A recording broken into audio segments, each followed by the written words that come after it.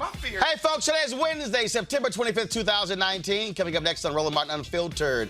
Donald Trump releases not a transcript, a memorandum of the conversation he had with the Ukrainian president where he asked them to, yes, investigate his rival.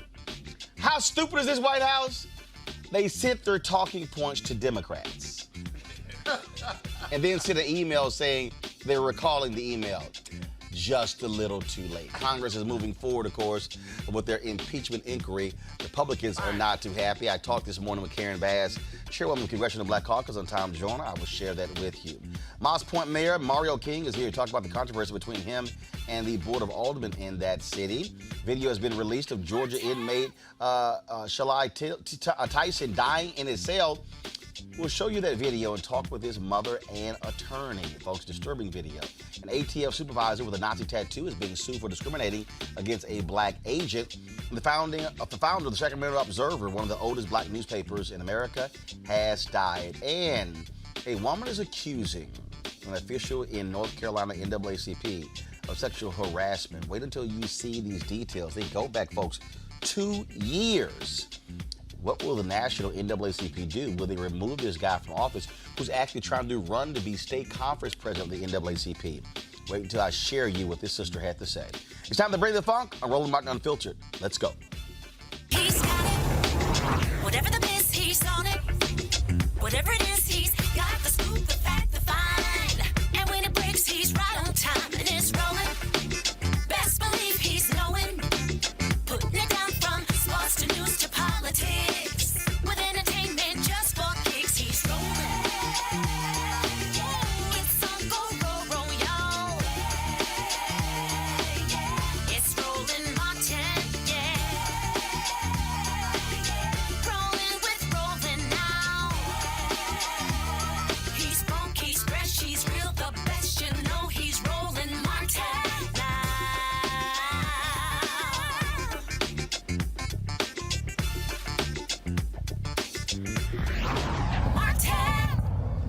Donald Trump released this. First of all, let me just correct something. All these media people have been saying that Donald Trump released a transcript of his conversation with the Ukrainian president.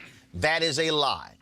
It was not a transcript. It was a memo that had some of the comments that were made on this phone call. It was not the actual transcript of the conversation with the president of Ukraine. What did that memo actually show? That he repeatedly pushed the president of Ukraine to reopen the investigation into former Vice President Joe Biden and his son. Now, here's the deal.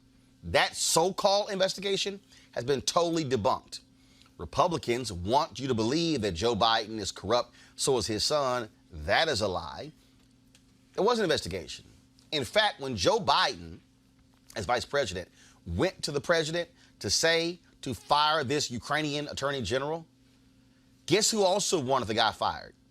Numerous other nations in the West. International Monetary Fund and others, because they said the guy would not investigate corruption. Now, here's what's also interesting. NBC News reported on Tuesday that Donald Trump called Nancy Pelosi and said to her, hey, can we work out some kind of deal over this Ukrainian deal? She's like, tell your folks stop breaking the damn law. And then went out and announced the impeachment inquiry was going to begin. Folks, what we're now dealing with is a White House that is running scared because guess what? Somebody wrote a lot of checks and now they ass can't cash them. Then you had Rudy Giuliani just constantly lying on television. He don't know what the hell he was saying. Now he's claiming that it was a State Department who actually sent him there. Why would the State Department send you to negotiate an issue that they can easily negotiate? Folks, this administration is lying. Now they have to deal with an actual impeachment inquiry. This morning, the Tom Joyner Morning Show, I talked with Karen Bass of California. She, of course, is the chair of the Congressional Black Caucus. This is what she had to say. I guess Speaker Pelosi finally said, okay, enough is enough. It's time to now take this thing to the next level.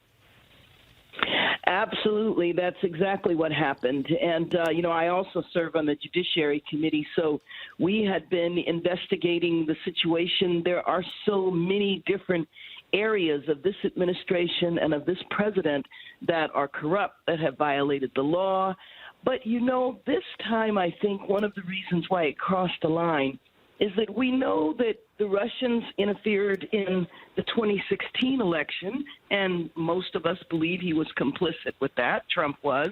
But this is the election in 2020. So the idea that the president would begin to interfere in the 2020 election that was just a line too far. Was that the turning point for you, Congresswoman? Well, no, for me. Because, you've been busy on the Judiciary Committee, obviously. But I was just wondering, what was that moment for you where you decided enough was enough? Well, for me, truthfully, I've decided enough was enough a long time ago. But what was very important to me is that I felt like when we reached the point of moving forward with impeachment, that our entire caucus needed to be united, that the leadership needed to be on the same page. And remember, we have multiple committees that are involved in investigation. Now, impeachment is under the jurisdiction of judiciary, but we also have financial services, government reform, intelligence, ways and means, foreign affairs. All of those committees are looking at various aspects of this administration. And I think that for us to have our strongest position, all of the committee chairs, the leadership of the caucus, as well as the overwhelming majority of the members need to all be on the same page. That is what came together yesterday. I believe that at the end of the day, Donald Trump was going to keep doing what, first of all, he believed, and he has publicly stated that I can do whatever I want. As president, I have complete immunity to do whatever I want. I think that's a part of this deal. He was going to keep doing whatever he wanted to do until Democrats finally said, no, we have to take this. He was going to continue. And you know what? I think that he probably will continue as well, because I truly believe, and I'm sure you do as well, that he has no clue, even though he's been in the job for over 2 years, he has no clue what this job is, and he cannot control his behavior. This is the way he's behaved for over 70 years before he got to the White House. So I don't know why we would think that coming to the White House, he would have a complete change in behavior. He's never had to be accountable to anyone in his entire life. And so as he goes about the presidency, he interprets everything the same way. Well, all I have to do, if I did it in public, you can't say it was breaking the law. So I'm going to rob a bank, and as long as I tell everybody I'm going to do it, it's not illegal. It's the type of insanity that we have been living with for the last 2.5 years. I believe he's an existential threat, not just to our nation, but an existential threat to the planet. All right, Congresswoman Roland, in a perfect world, what's the next step to impeachment, and can we get it done before the primaries? Well, first of all, what was announced yesterday was the caucus being united in an impeachment inquiry. Now we have to figure out exactly how that is going to play out. So I have a judiciary is meeting tonight. I'm sure the other committees are meeting tonight as well to figure out how this is going to roll out. But essentially, we will continue the investigation. Naming it and declaring it as an impeachment inquiry should strengthen our hands with the court, because you know that because he is lawless, because he's not going to pay attention to subpoenas or anything, we're going to have to take everything to the court. But when it is now an inquiry, the court should move quicker. When the investigation reaches a certain point, then we will make a decision as to whether or not we enter articles of impeachment and what those articles would be. What are the reasons we are going to impeach him? That will be the next step. And how long that's going to take, I do not know. But pretty soon we are going to be in the middle of a presidential campaign, and then I think that the scenario will change again. Congressman, just in terms of day-by-day kind of process, how quickly do you see things rolling out? And because the concern I have is about when you say going to the courts, and Donald Trump has not wasted any time in making a ton of appointees to the various levels of courts. So yes. I'm just wondering in terms of how quickly you see this moving through the legal system. Well, that is going to be hard to predict, but I will tell you that there are some decisions that we're waiting for by October. And so, obviously October is next week, so we'll Right. see. And that's from judiciary. That decision is whether or not the courts will allow us to have the evidence that went into the Mueller report. So we have the Mueller report, but what is the Mueller report based on? The grand jury testimony, the evidence. So the court is supposed to rule next month. So we'll see. I think that will be an indication as to whether or not that ruling comes down in October. Now that we are in an impeachment inquiry, we'll see if it happens then or if it takes longer. California Congresswoman Karen Bass, Chairwoman of the Congressional Black Caucus. We appreciate it. Thanks a lot. You're welcome. All right, folks, our super panel is breaking down with Dr. Chris Metzler, longtime Georgetown constitutional law professor, Dr. Ravi Perry, chair of the Department of Political Science at Howard University. Joining me here in the studio is A. Scott Bolden, former chair, National Bar Association Political Action Committee, Monique Presley, legal analyst, crisis manager, Eugene Craig, CEO, Eugene Craig Organizations. I will start with you, Dr. Perry. When you look at what is going on here, Trump was like, no, this was a perfect phone call. Everything was great. Beautiful. But the reality is the release of this memo, not a full transcript, is actually worse than what most people actually expected.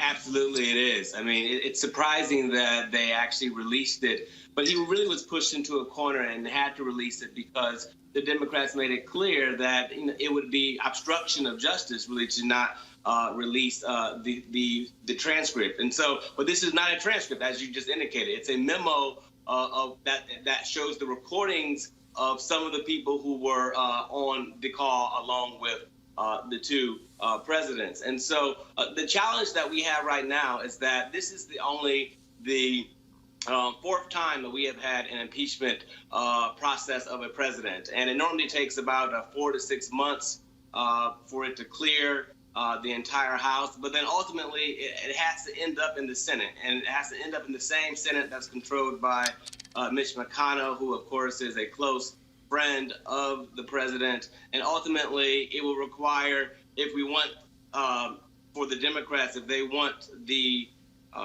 impeachment to actually result in removal of office and not just a slap on the wrist like it was, for example, for President Clinton, then it will require a supermajority of senators to actually require Trump to be removed. And that would mean that we would need at least 20 Republican senators to actually choose to vote for impeachment. And right now, there's none on record having ever supported that. Chris Metzler, what you have here obviously are Republicans. They are doing their best to defend Trump. The Trump administration sent out their talking points. Some idiot actually sent it to the Democrats, then tried to just do a recall of the email.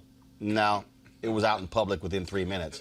But the fact of the matter is, Donald Trump has done a number of things. Now he has backed himself into a corner because he wants to say, hey, I didn't do anything wrong.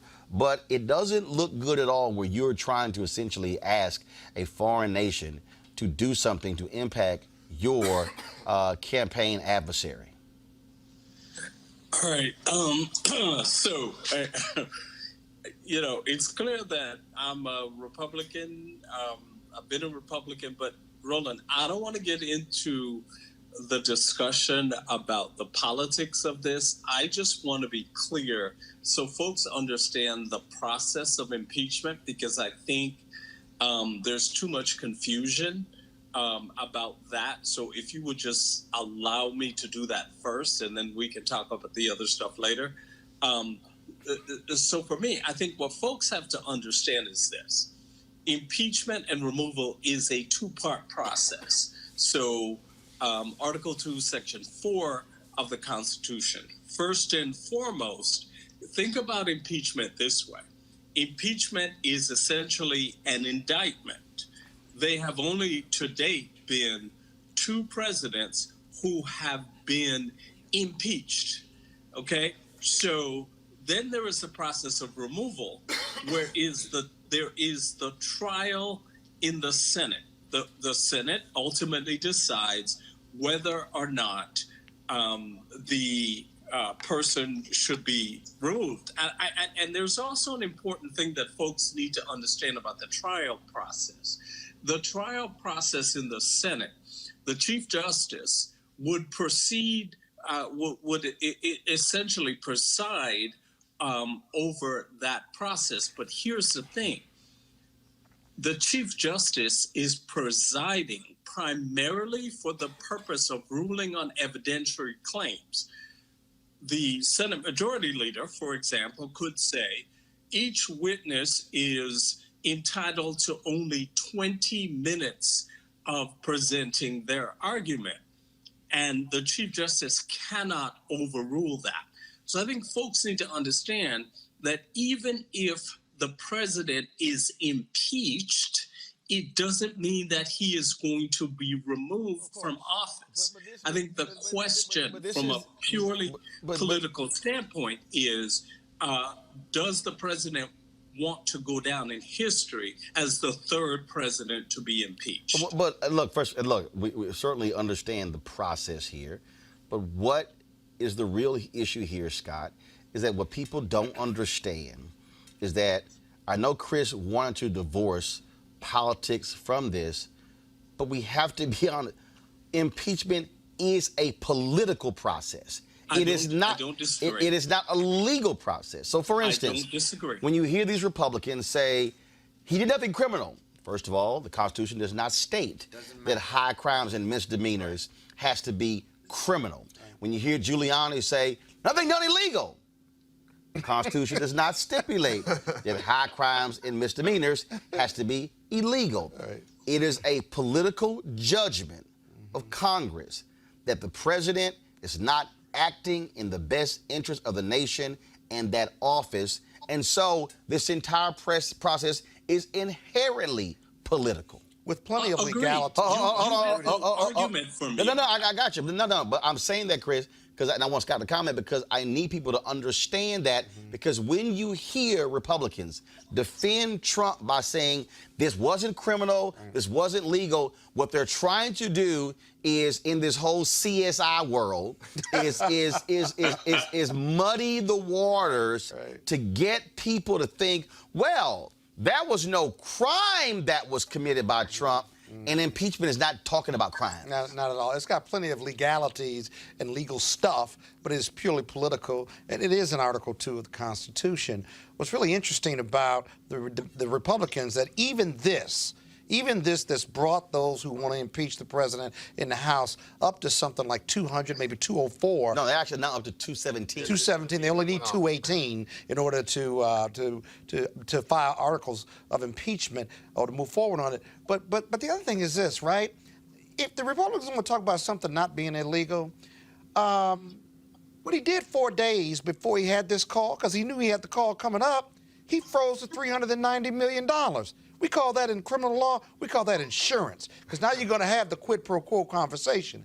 If that conversation didn't go well, Trump on that call was going to say, I've frozen the 390. Now let's really talk, right? So he had his insurance, and then he talked about corruption, he talked about the defense, he talked about Russia. Then he gratuitously just threw in Biden and his son. You don't have to do that whether you're the president or just you and I talking. So there's intentionality in the fact that you raised these two individuals and Strike Force or whatever the other company was that it was Democratic related when the DNC got the DNC server. It was DNC server. And so there is intentionality throughout this memo.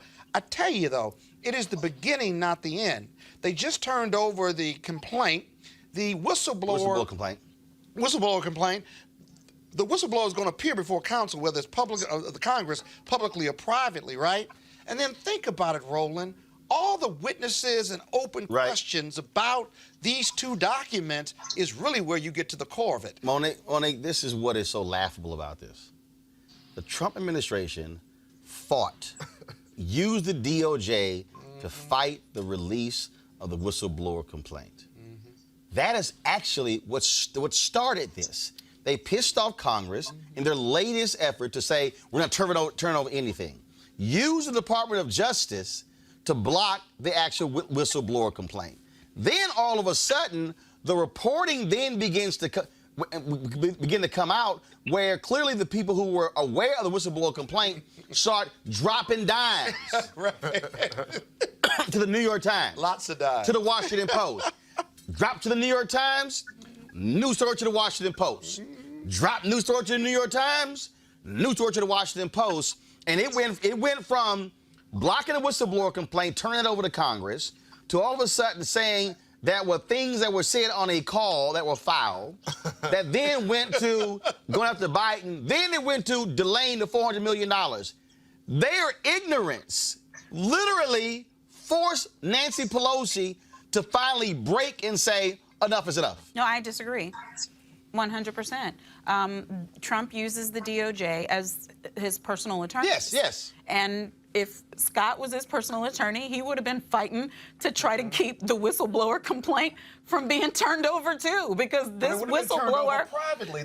We wouldn't have this blowout. If it was, Ravi, hold on 1 second. Monique, finish your point. Then I'm gonna go to Ravi, then come back to Eugene. If it was going to be turned over, once we lost that battle, it would be turned over privately. But it has the goods, is the problem. They released this memo, and then we see pieces of the call, and because Trump is so delusional, he's like, what's the problem? What's the issue? And everybody's like, Dude. I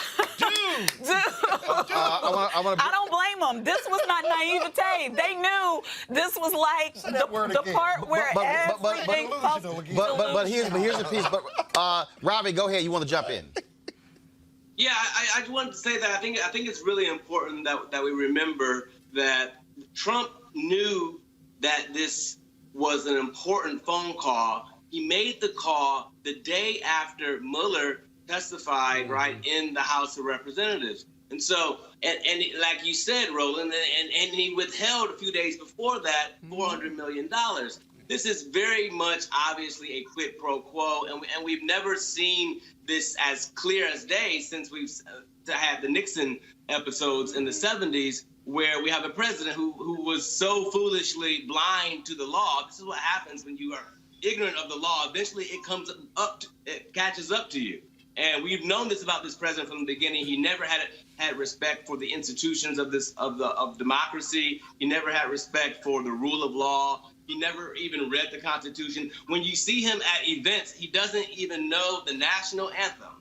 And so it's not surprising that eventually all this comes up and catches him, because if you don't know the system that you're actually governing, then you easily find out that a phone call you can make, you just impeached yourself. But Eugene, you're dealing with an ignoramus who actually said early in his presidency, they tell me I can do whatever I want. Yeah. He has operated from this whole idea, I can't be indicted, I got immunity, I can sit here and run my companies and get paid, I can do whatever I want. I mean, he is literally talking about pushing the envelope, and the reality is Democrats were holding back, trying to sue, trying to go to the courts, trying to get the courts to rule a certain way.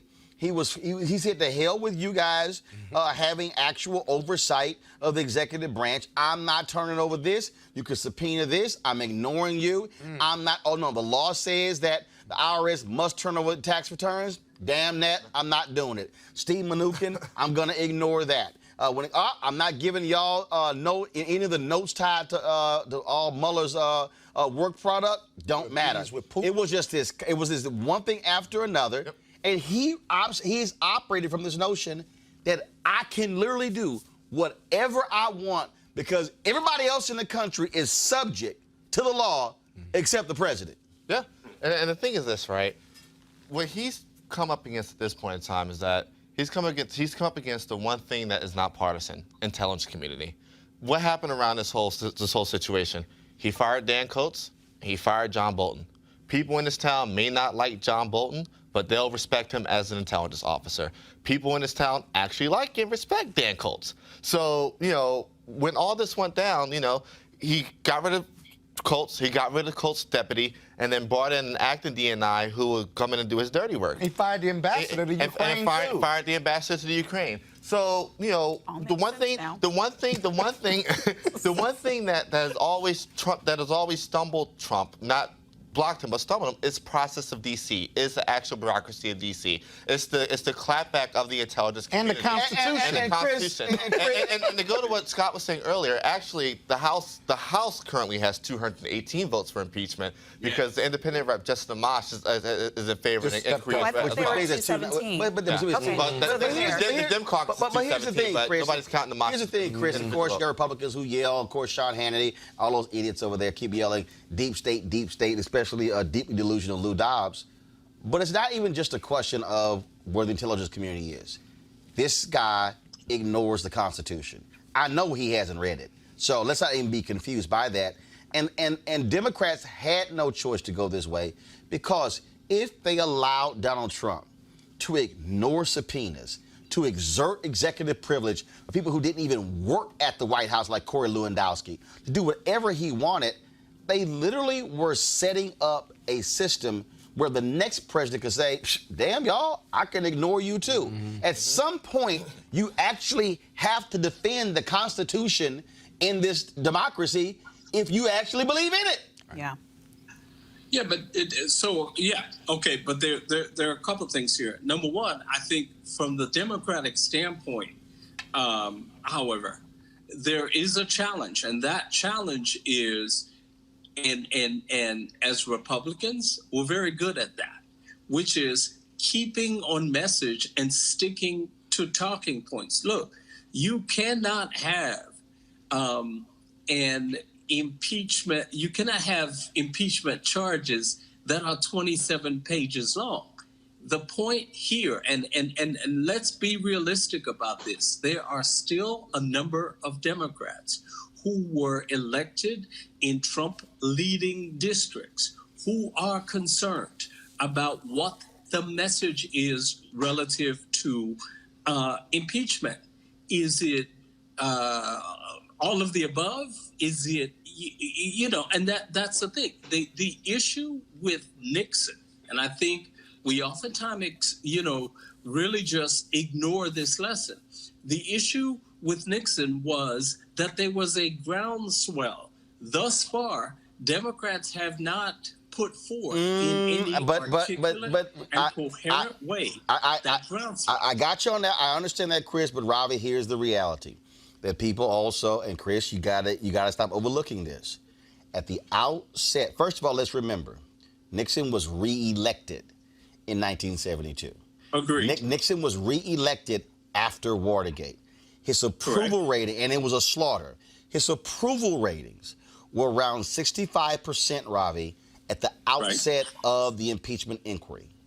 When it got to the end, it was in the low 30s.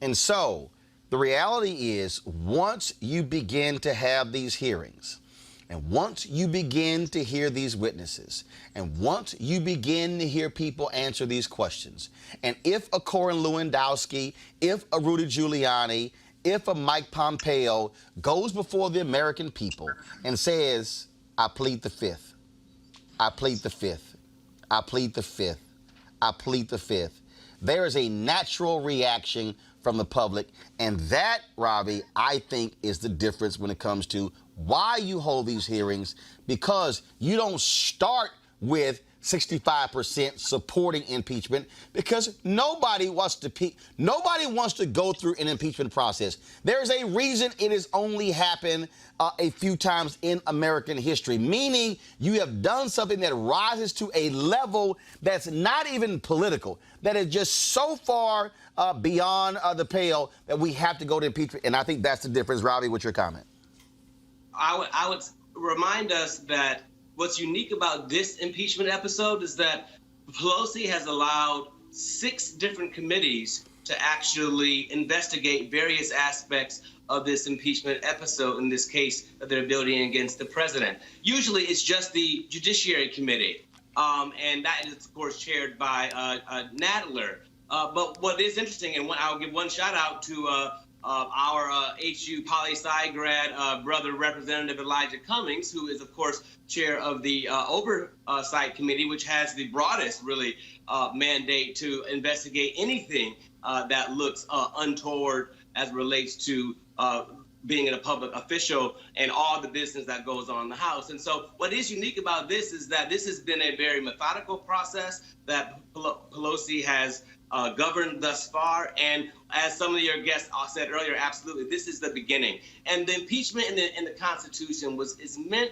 to not only, yes, indict perhaps in a public official at a high level. We have, by the way, impeached, for example, federal judges before. And so the same clause works for those individuals as well. But the impeachment also serves as an opportunity for the nation to heal from a very difficult and traumatic episode, which is, in fact, the constitutional crisis. And that is something that we should look forward to as it relates to this impeachment over the next 100 to 200 days or so. All right, folks, hold tight 1 second. Of course, this is going to be going on for a while, so we got lots more time to discuss that. Dr. Chris Metzler, Dr. Robbie Perry, we certainly appreciate it. Thank you so very much. Okay. Thank you. All right, folks, going to go to a break right now. When we come back, update on the Amber Geiger Botham Jean trial taking place, the former Dallas cop who shot and killed, of course, Botham Jean in his own apartment. Defense claiming self-defense. Really? And why did a black Texas Ranger investigator actually say today that Botham Jean represented a direct threat to Geiger in his apartment? What the? Okay. This is Roland Martin Unfiltered. Back in a moment. You want to check out Roland Martin Unfiltered? YouTube.com/Roland S. Martin. And subscribe to our YouTube channel. There's only one daily digital show out here that keeps it black and keep it real. It's Roland Martin Unfiltered. See that name right there? Roland Martin Unfiltered. Like, share, and subscribe to our YouTube channel. That's YouTube.com/Roland S. Martin. And don't forget to turn on your notifications so when we go live, you'll know it. Quiet. All right, folks, you heard me talk a lot about marijuanastock.org. Why? Because I want to keep you informed of investment opportunities that make sense. We've all watched the growth of the cannabis industry. A recent report by New Frontier Data estimates the global cannabis market at more than $340 billion. Now, we know that marijuana legalization is sweeping the country state by state. We also know that marijuana has a good cousin, the hemp plant, with a much higher concentration of CBD. That means hemp gives you all the medical benefits of marijuana without getting you high.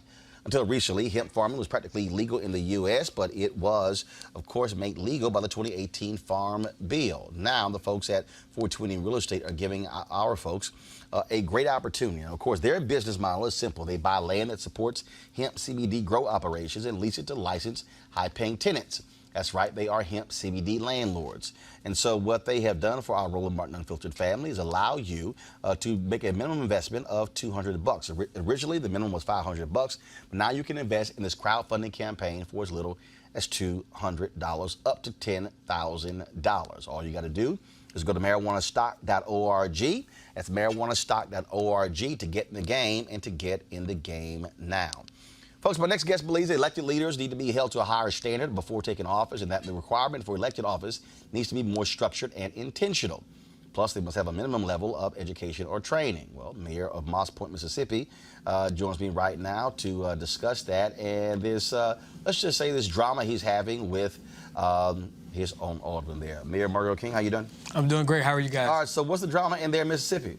I think this is just an issue across the country where we have elected officials that take office and really just not aware of the roles and responsibilities that we actually have when we take office. You see it happening now on the national level, it's happening on the state level, and it's definitely happening on the local level.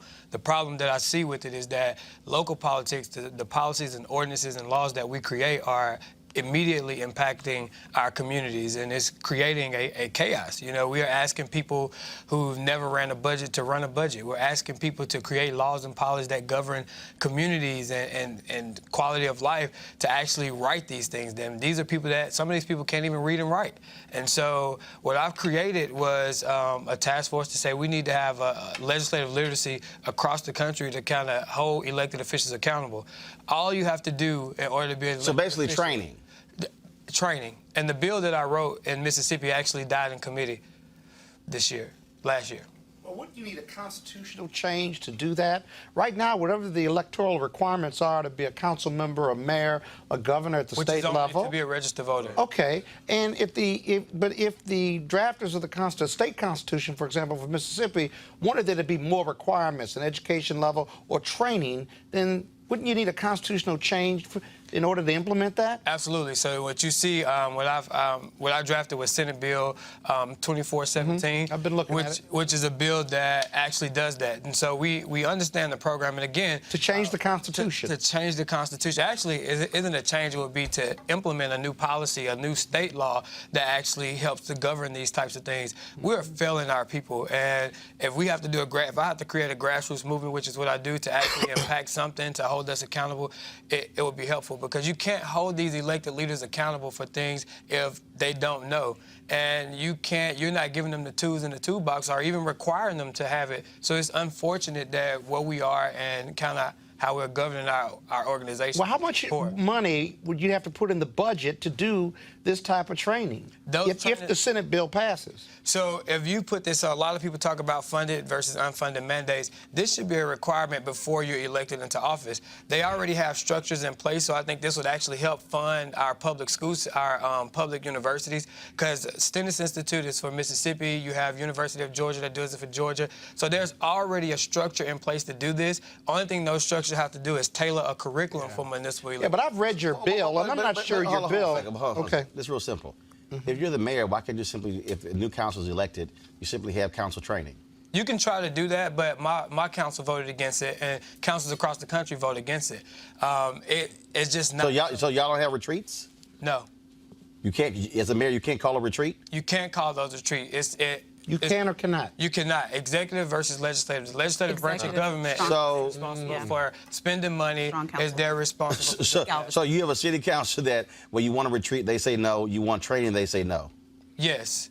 And essentially, that's not the mayor's job. That's not the city manager's job. You know, when you hire, and in the form of government that I have, I actually run the city. So I don't have the city manager, I have a CAO, so I actually run the city. A strong form of mayoral government. So it's still a weak mayor form of government, but I run the day-to-day operations. Got it. The legislative branch actually spends money and does the hiring and firing. So what happened is the problem. What kind of requirements do you want them to have before they can take office? I would like for organizations and colleges and universities to be able the Mississippi Municipal League is what governs ours. Every state has a league. So what I would like for leagues to do is to structure a curriculum that is mandated for elected officials to go through before they take office. And what I was willing to do just to help the bill was to say, look, let's do it after they take office and give them a certain amount of time. And if they don't do that requirement, then what happens is, okay, the city is not responsible for paying for training. The city can't use city resources to do that if you don't invest in getting training. But one second.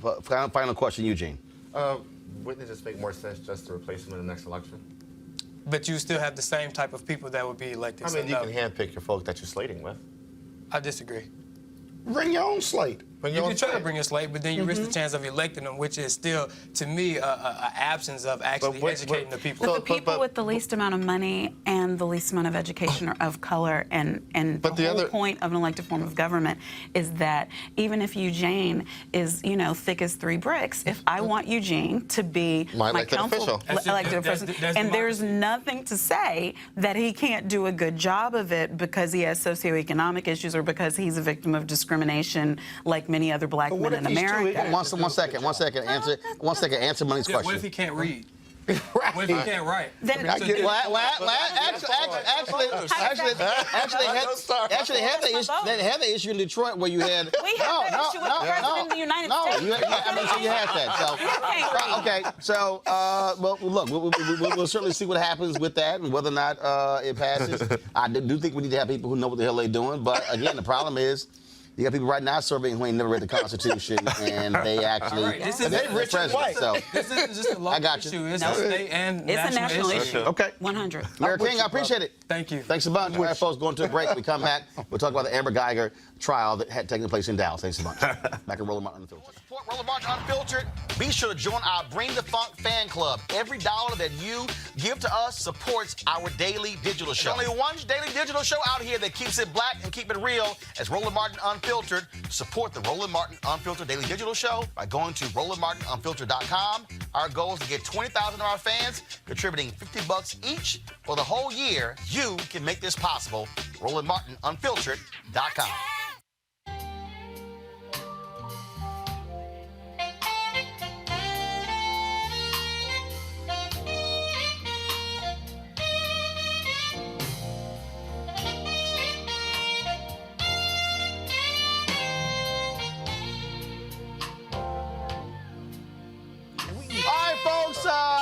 November 7th through the 11th, of course, Life Luck Jazz Experience taking place in Cabo. It's going to be fantastic. Gerald Albright there, my alpha brother.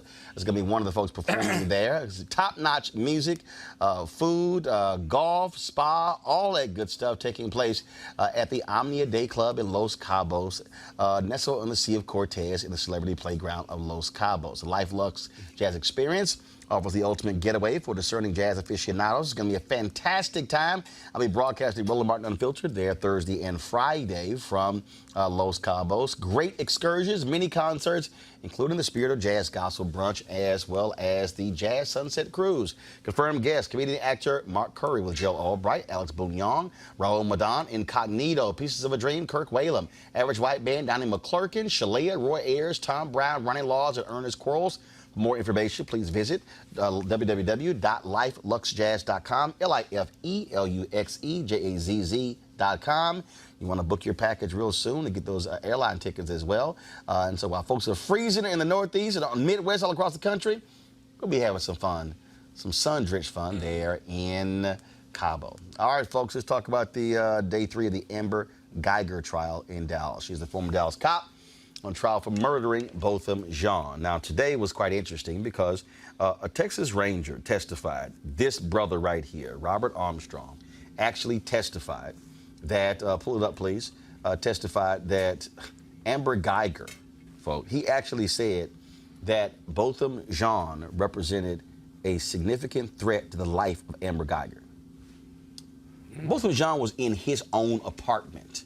What we also know from testimony today is that Amber Geiger had a very emotional phone call with a fellow police officer who she was having an affair with moments before walking into the apartment. Now, this same black Texas Ranger investigator said that the couch matched, the couch in both of Jean's apartment matched the one in Amber Geiger's apartment, all kind of other stuff. The judge like, your ass ain't testifying in front of the jury. So it didn't happen. What's interesting about this, Monique, is that you see the defense making this whole point that it was self-defense. She had no choice. She clearly believed that it was her apartment. Others are saying, wait a minute, to prove murder, she had to have intent. Your thoughts, again, at how this trial is proceeding? I think it's the wrong defense. I mean, to me, of all of the ways that they could have gone with this, to go out on a limb for self-defense where they actually shift the burden and have to prove things. What else she got? One second. Scott, makes no sense because I believe that what is more than likely true should be the best defense here. It's more likely that she made a mistake and parked on that level and walked in that same floor and walked into that apartment, and in all of her dazed, tired, just got off of the phone, which is now in evidence, she reacted a way she shouldn't have and mistakenly shot a man in what she thought was her apartment. She's still wrong. It's still manslaughter, but it would not be the intent for murder, and they're not accepting that that's the best that they can do for her as defense attorneys. So they're trying to go for this grand slam, and I think they could end up pissing off this jury. That evidence about her being on the call makes sense. Apartment buildings that look alike, it can all happen. They haven't given us the facts yet. I'll wait to see what prosecutors come up with. For any reason she was out to get him, for any reason she was upset about him or every black, that's what I'm saying. You're right. We don't have a reason. She made a mistake. Why'd she shoot him? And that's what I'm saying. She shouldn't have, and that's manslaughter. That's an improper reaction, which we see from police officers all the time, especially off duty, when all they have is their gun. I mean, I've tried that case 12 times in this very District of Columbia. but the case also... And getting those off-duty cops in those situations where they think there's an issue and they go for the one weapon they have is how people end up dead. And that is what happened here. I haven't heard anything about why she really wanted him dead. But why don't you think... what she did is overreact, and a man ended up dead, and that's manslaughter. Okay, I agree. Yeah, so let me get my point out. The reality is, what's wrong with the argument that the prosecution overcharged this case, and she really should have been charged with manslaughter? Which, by the way, the Texas Rangers charged her with manslaughter. It went to the grand jury. The grand jury came back with a murder charge.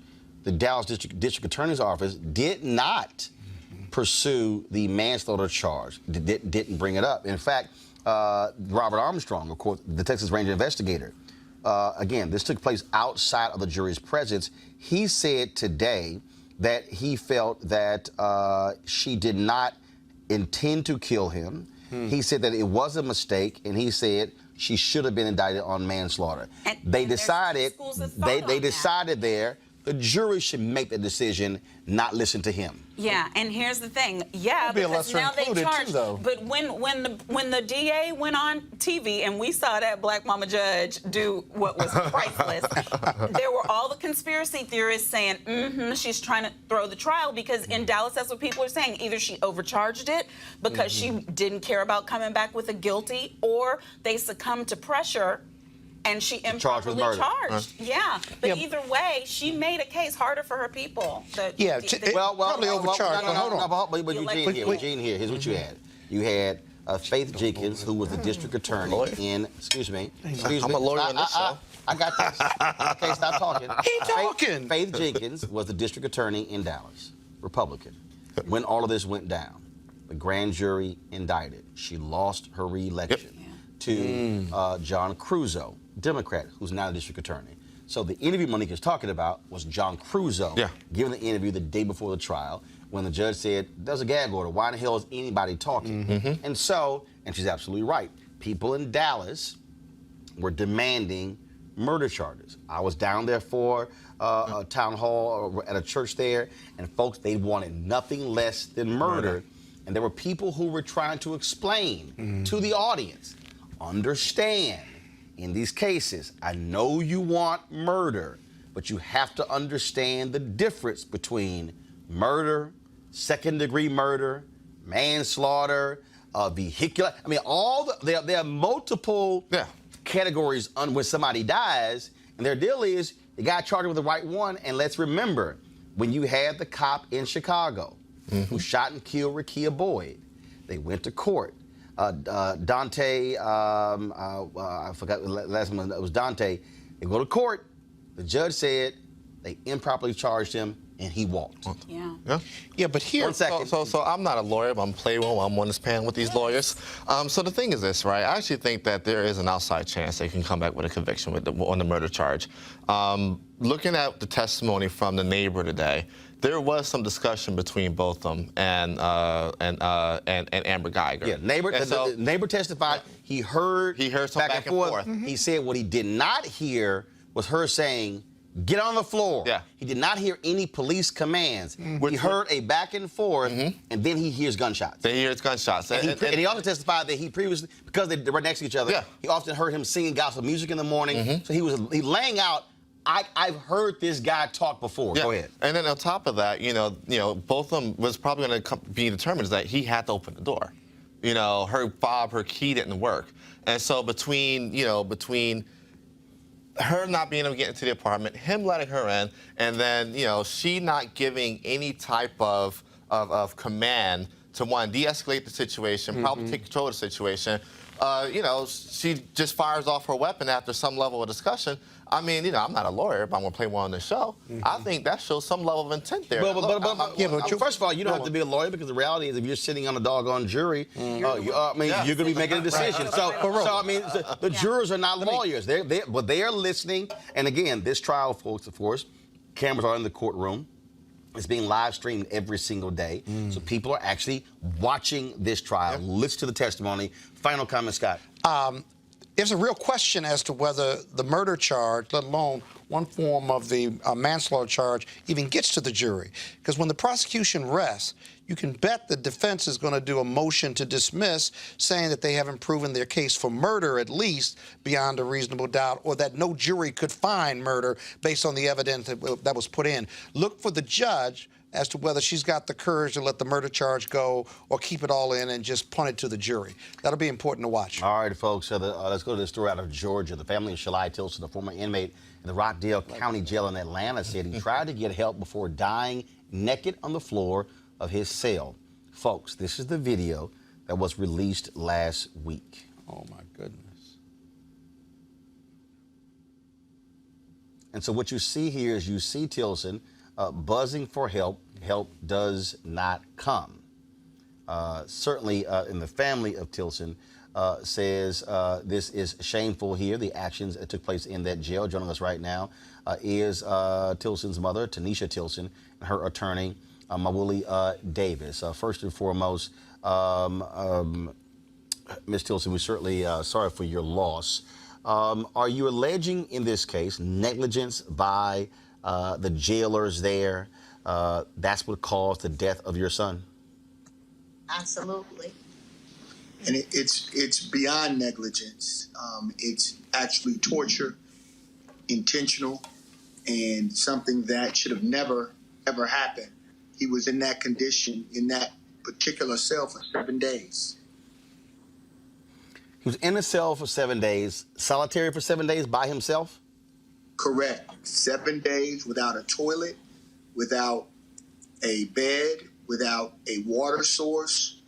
And we know for the last 3 days, based on the internal affairs report, he was there naked and really dying, essentially. And are there any reports on how often they checked on him? Was he denied food? Was he denied water? What are you laying out led to this, to him passing away?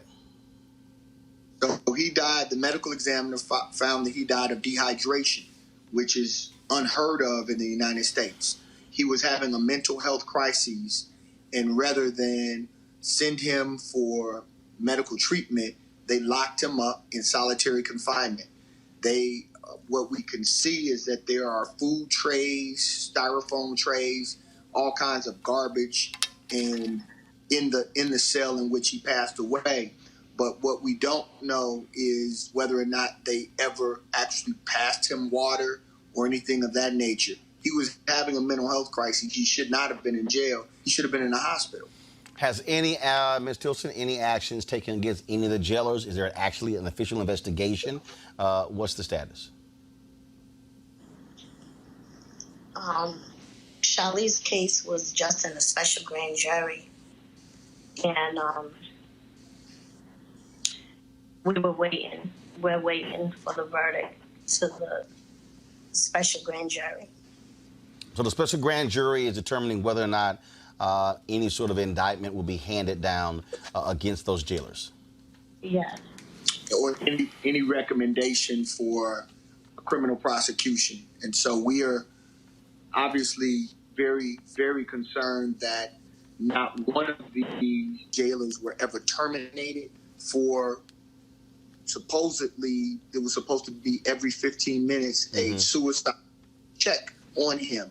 We know through the internal affairs report that they falsified the log. One of the deputies falsified the log because Mr. Tison stopped moving, and for at least 2 hours he was not moving. When they finally came in, found him, they didn't even transport him or attempt to perform any life-saving measures because he was cold and rigor mortis was beginning to set in.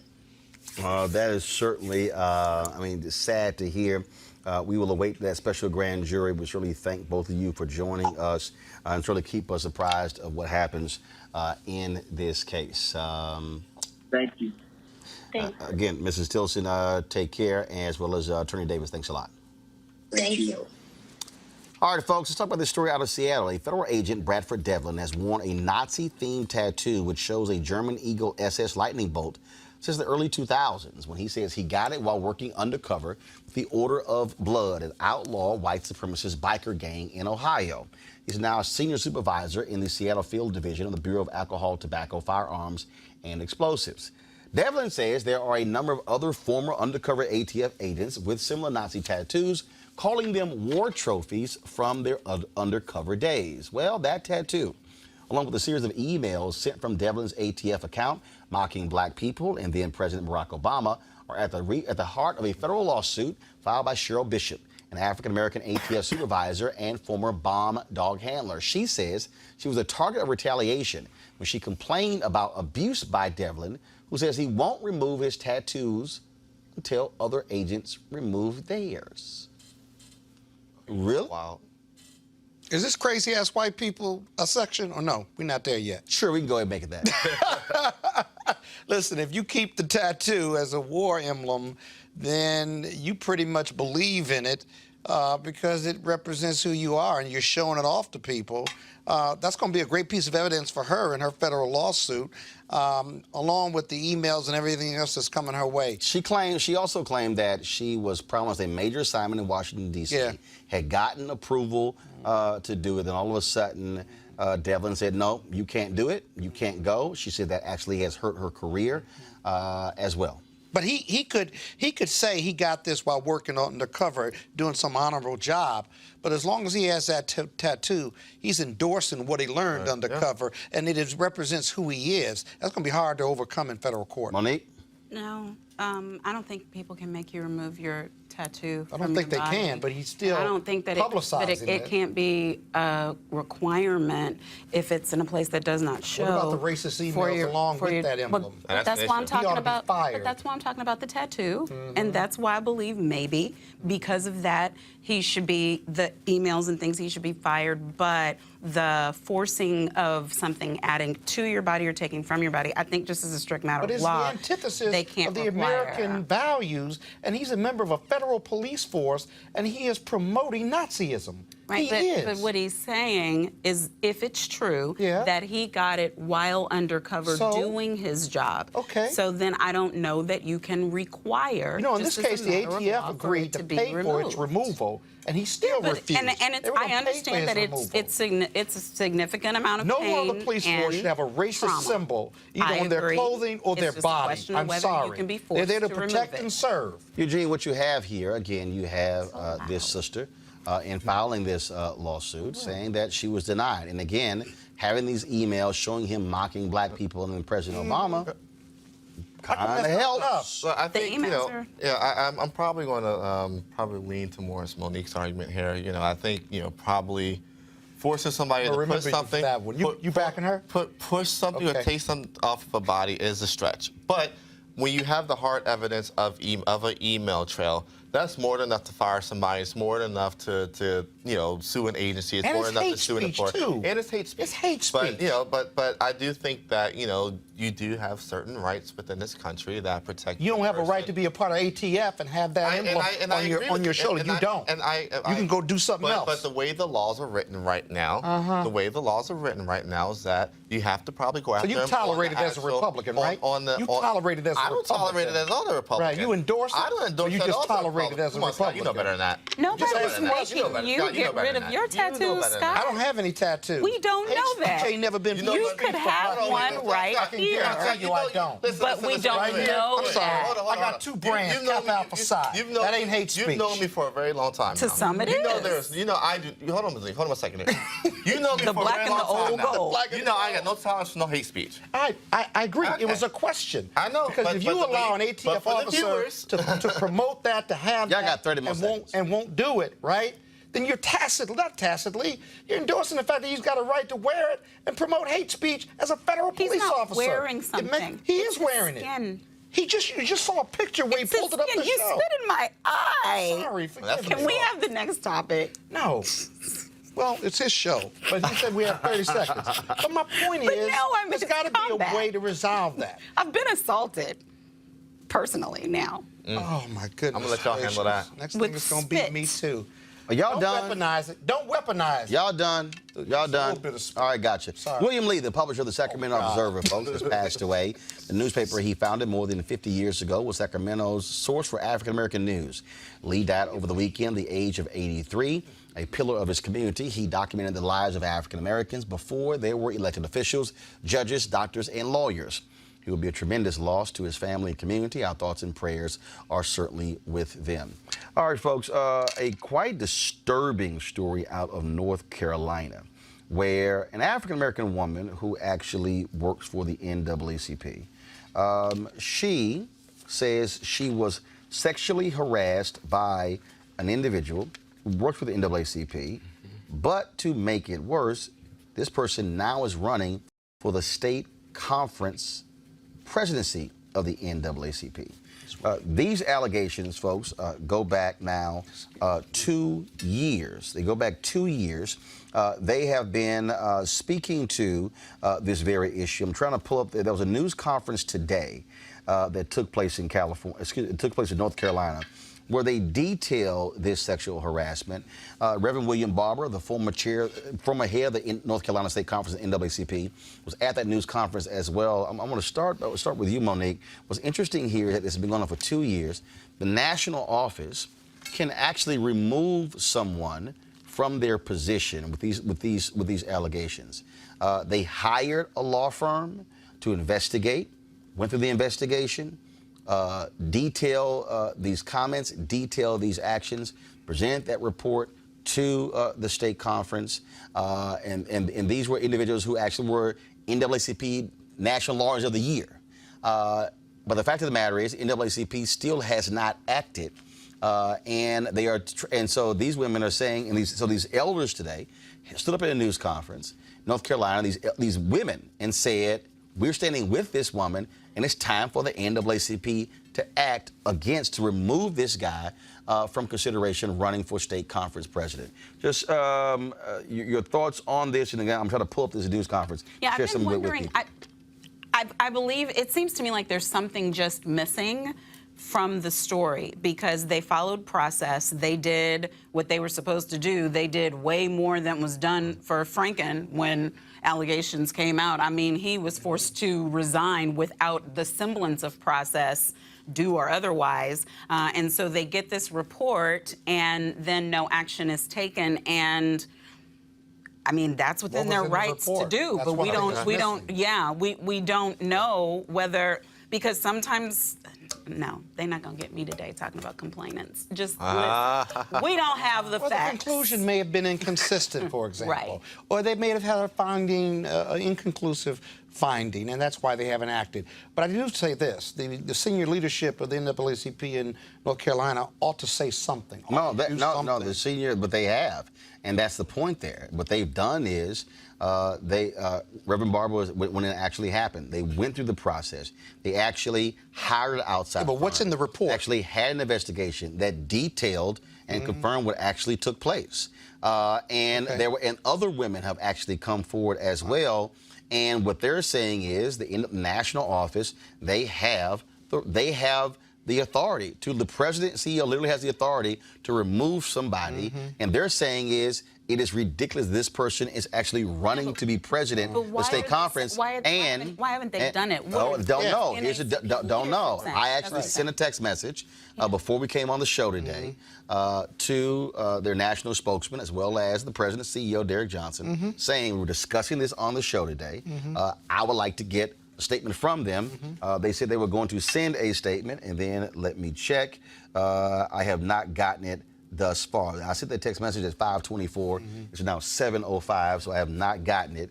And so, apparently these women plan on being in Baltimore tomorrow at the NAACP's national headquarters to bring more attention to this case. Sounds like NAACP needs a crisis manager. Right. But they need to act or communicate or something. The silence is deafening on this. What's the deal? If you don't want to remove him, say you're not going to remove him. And if you aren't going to remove him, okay, but say something. You got 5, 10 people here standing. They're going to be at the headquarters tomorrow. Why are you allowing this to fester? Just say something or do something. And I understand, folks, and so I'm just going to, and so again, they had a news conference today where they were quite open. Many of these, and they labeled it elder women stand with accused on sexual assault. These are women who are very prominent in the NAACP. Go to my iPad, please, and then here's some of those comments. Good morning, everyone. My name is Jasmine Childs, and I am 27 years old. In January of 2017, I was incredibly excited to have been offered a job with the North Carolina NAACP as the State Youth and College Director. My work was not just work. It was my dream job, an opportunity to inspire young people and play a role in their voting and making our democracy work. I had long admired the North Carolina NAACP and the National NAACP and its women fighters. I wanted to be just like them. Shortly after I begun my dream work, a long nightmare began. On February 8th, 2017, I was out of work with the flu, on my couch covered with a blanket when my cell phone rang. My coworker, Tyler Swanson, said that a supervisor had asked him for my cell phone number. Tyler refused to give it to him. Tyler said he watched him open a file cabinet, pulling out a folder with my name and looking at my resume. About 30 minutes later, my phone rang with a number I didn't recognize. I thought it may have been someone from a branch or a college, so I answered the call. I heard the voice of the supervisor. I was very confused. I thought I had done something wrong, but in a seductive, low voice, he said he was calling to check on me and to let him know if I needed anything at all. He would be there for me. I tried to end the call politely because at the time I was a temporary employee and I wanted a contract position. I felt violated and scared. In fact, Tyler and another coworker had warned me in my first week at the NAACP never to be alone with this man because he had sexually harassed interns and other young women. After I hung up the phone, I understood what they meant. Then on May 2nd, 2017,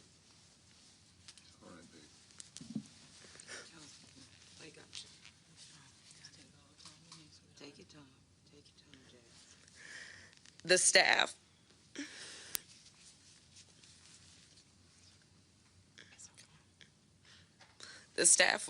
were in the office setting up for my coworker Laurel Ashton's surprise going away party. We left the lights off in the room, hoping she would not see what we were doing as I was unpacking food and setting it up on the table. I felt someone's breath on my neck, and then I felt him press his penis against my buttocks. I turned around quickly and saw the same supervisor. I yelled loudly, "Why are you hovering over me? That's gross. Move." He claimed he was looking for a receipt, and then he stormed out. I stood there feeling violated, ashamed, and scared after he sexually assaulted me.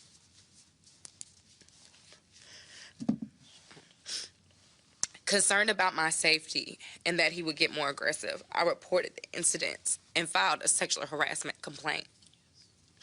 Once Reverend Barber learned about it, he ordered an independent investigation with a lawyer, independent lawyer, to conduct, which took about 5 months. The supervisor found out about my complaint and tried to intimidate me by barging into my office. I had to shut the door to keep him out.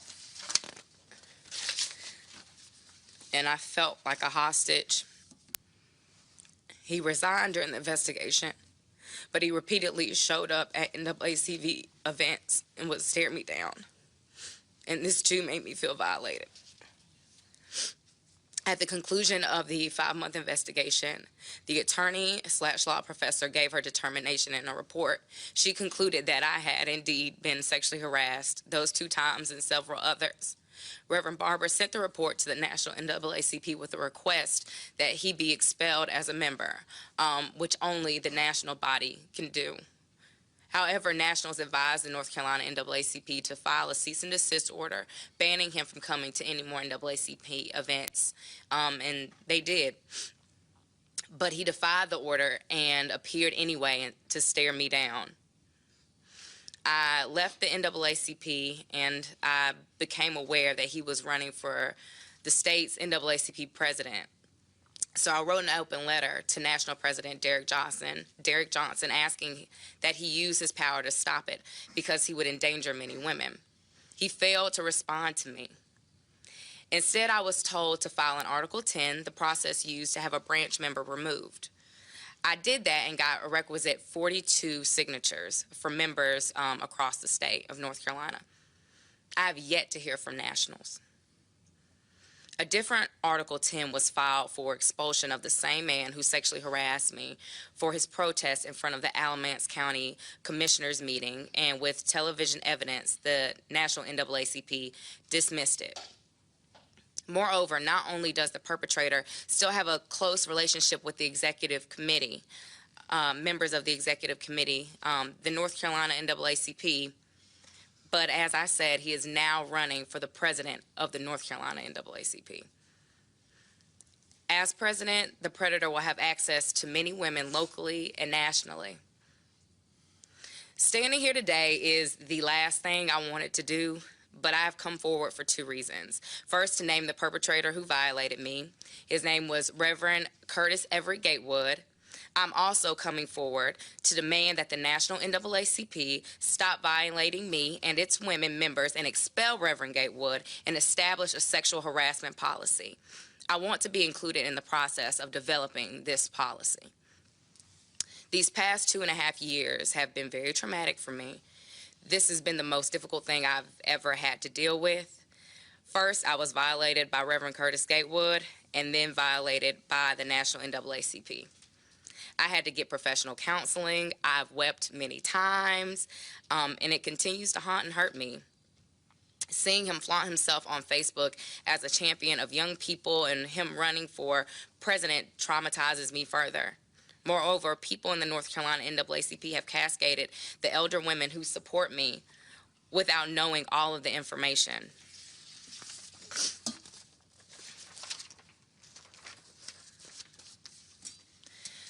The challenge of fighting institutionalized sexual harassment is that it requires much from the victim. This is especially true when institutions like the NAACP do not have a clear process or policy for addressing sexual harassment and instead violate victims and cause them more trauma by sending them through a complicated bureaucratic maze.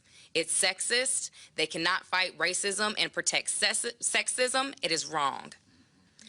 With the support of family, friends, and the elder women of the NAACP, I stand here today against sexual harassment and the patriarchy in this society that this society allows and continue and open without sanction.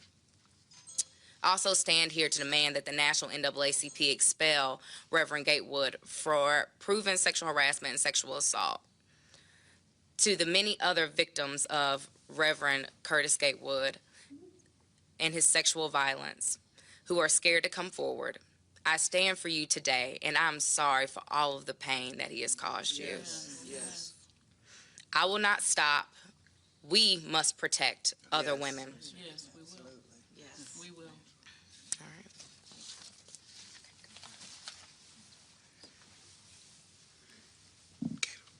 Gator, I'll make this statement, let her stay.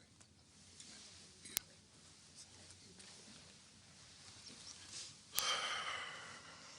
Hold that for me.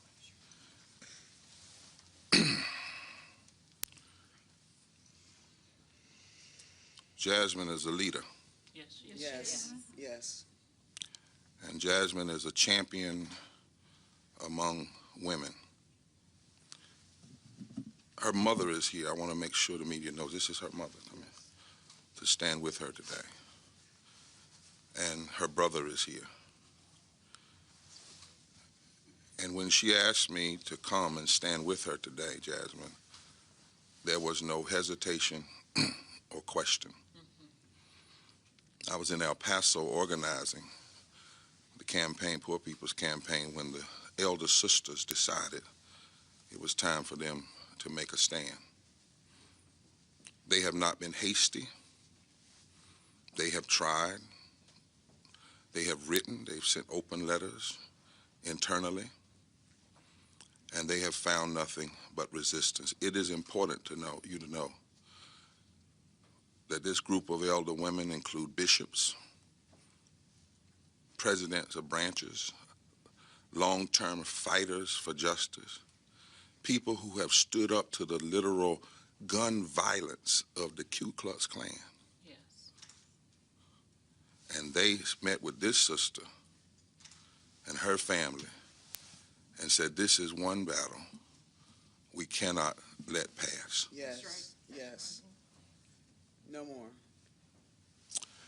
We are here because this young lady and leader decided that she wouldn't be silent anymore and watch an organization not deal with her legitimate legal call for action.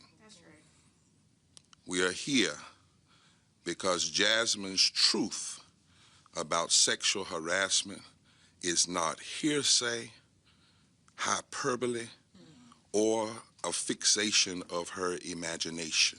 Speak the truth. It is true. Yes. We are here because there is clear evidence of what occurred and other things backed by witnesses, recordings, social media, and a 5-month investigation by a top lawyer and professor of law who specializes in sexual harassment and abuse cases. We are here because we have clear evidence that individuals who should be standing with this young lady connected to this North Carolina State Executive Committee have decided to stand instead with the perpetrator. And at appropriate time, we may name them as well. We are here because she has been maligned, and these elder women of highest regard who have given their lives and soul to the cause of justice and love and chose to stand with her, they've been maligned too.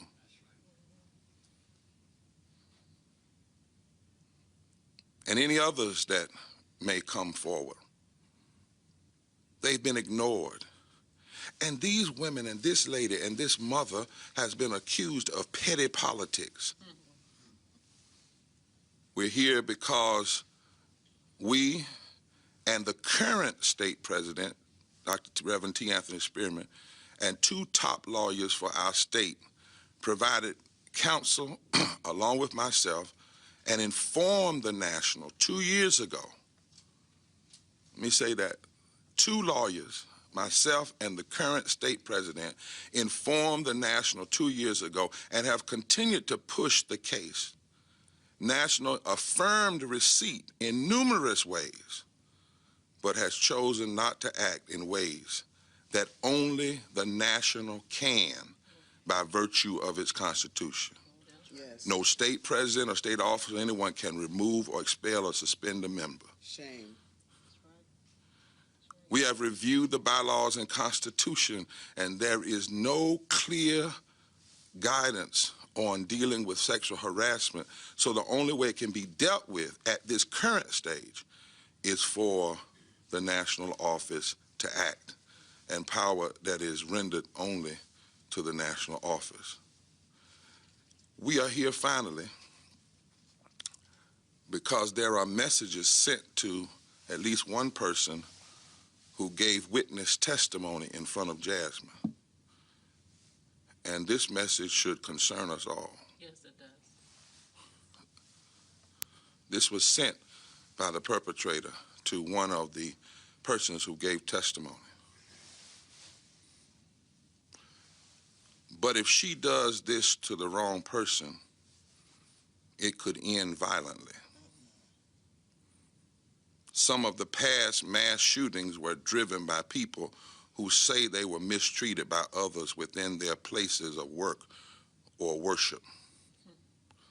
What more mistreatment can one commit toward another sister or brother than to lie about something that could carelessly stain a person's years of honest hard work and her livelihood, which punishes and causes stress for his entire family? But if she does this to the wrong person, it could end violently. Some of the past mass shootings were driven by people who said this is language that was utilized by Gatewood and sent to a person who provided witness testimony. I'm a member of the National Board. I've given my heart and soul to this organization, and I am ashamed. I'm hurt, and I'm upset with these women, along with these women. We are all upset. It is time for you to act. And it is time for those of you in this state who we have seen on email and other places to stop making this a petty issue and maligning Jasmine and her family and these women. No more. And stand up No more. for what is right. We will not back down. That's right. I have been advised by a counsel as well to be very limited, and I will take 2 questions. Jasmine will not take any. Yes, sir. Reverend Marbury, you've been a part of the NAACP for Ma'am, I years. can't. There's been a history of allegations of sexual harassment. Mm-hmm. So why hasn't there been a policy put in place? I mean, these allegations go back 20-some years. Well, that's what I'm concerned about, and I'm concerned about, I haven't been a part of the national structure for years. We have one in the state. We made sure it was there. But I'm also concerned about, when I don't want people to skirt around, well, we didn't have a policy. In the current rendition of the Constitution, the national president can remove anybody on the spot. Yes. On the spot, right? The board can act. I've seen them act in certain ways. We signed off on the Me Too resolution. I did a Me Too resolution.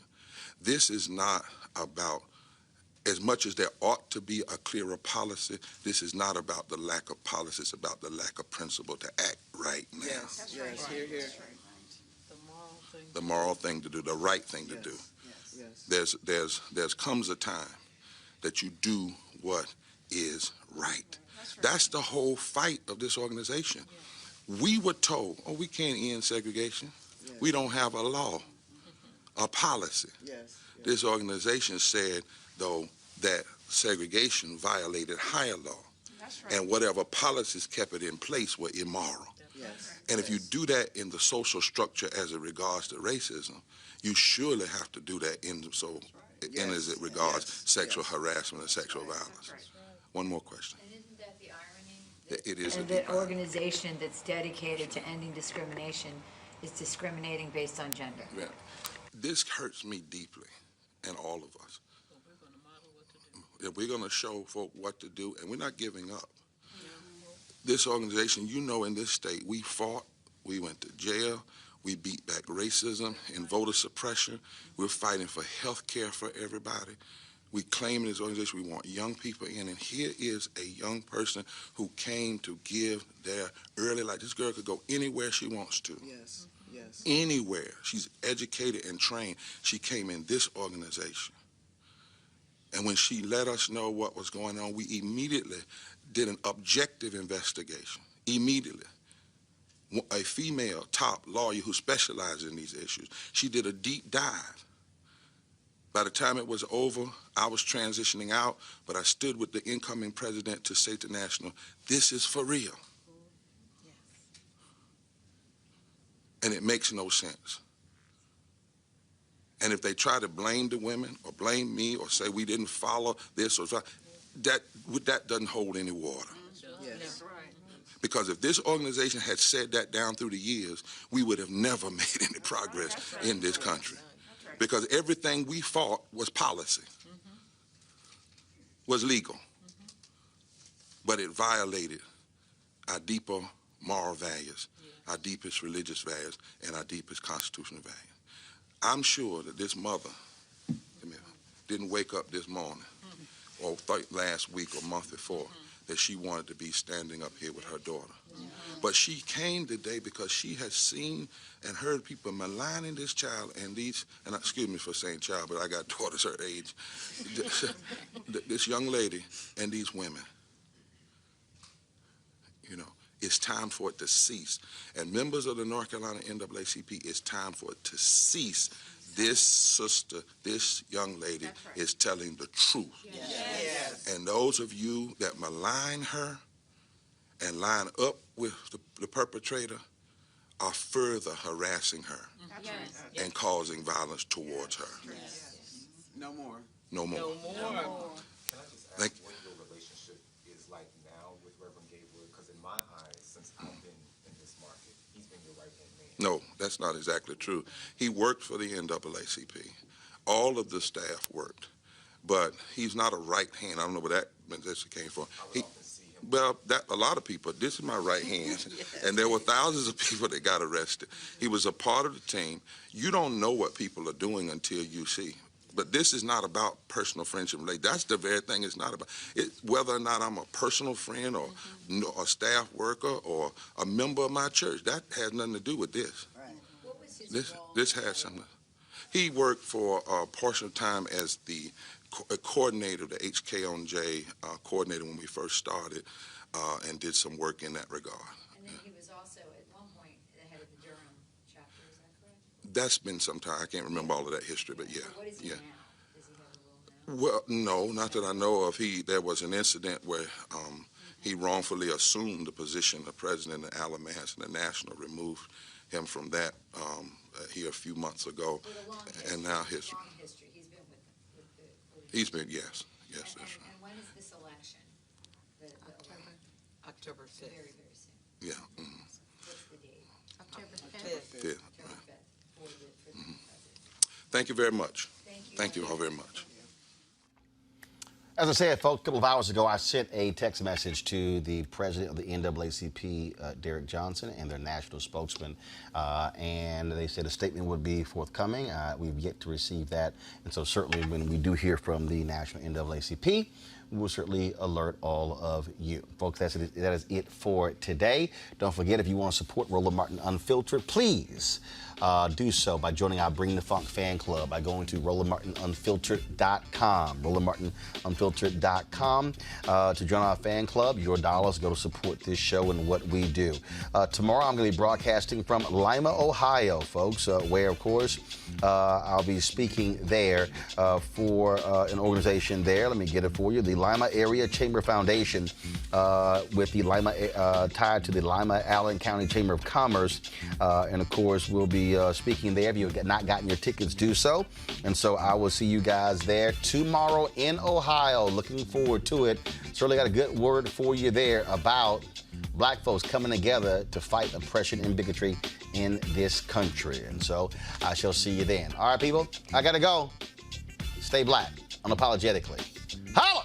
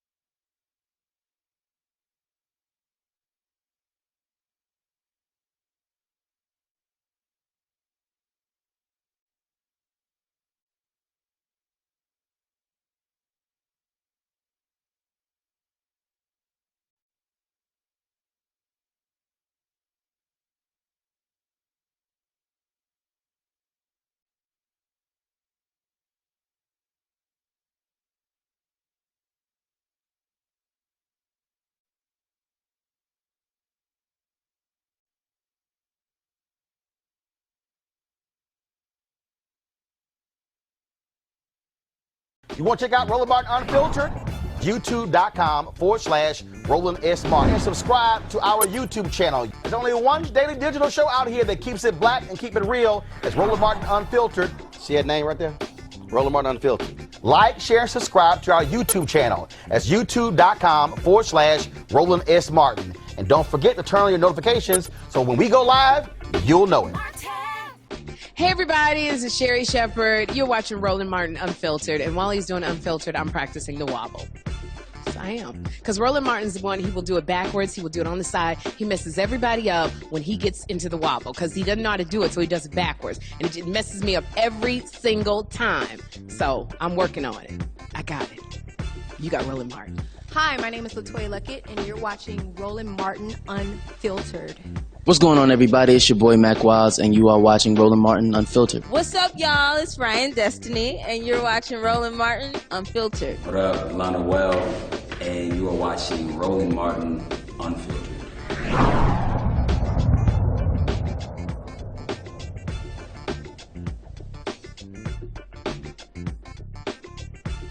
You want to support Roland Martin Unfiltered? Be sure to join our Bring the Funk fan club. Every dollar that you give to us supports our daily digital show. There's only one daily digital show out here that keeps it black and keep it real. It's Roland Martin Unfiltered. Support the Roland Martin Unfiltered daily digital show by going to RolandMartinUnfiltered.com. Our goal is to get 20,000 of our fans contributing $50 each for the whole year. You can make this possible. RolandMartinUnfiltered.com.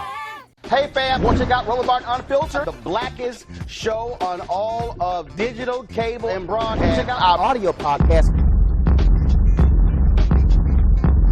There's only one daily digital show out here that keeps it black and keep it real. It's Roland Martin Unfiltered. Press play.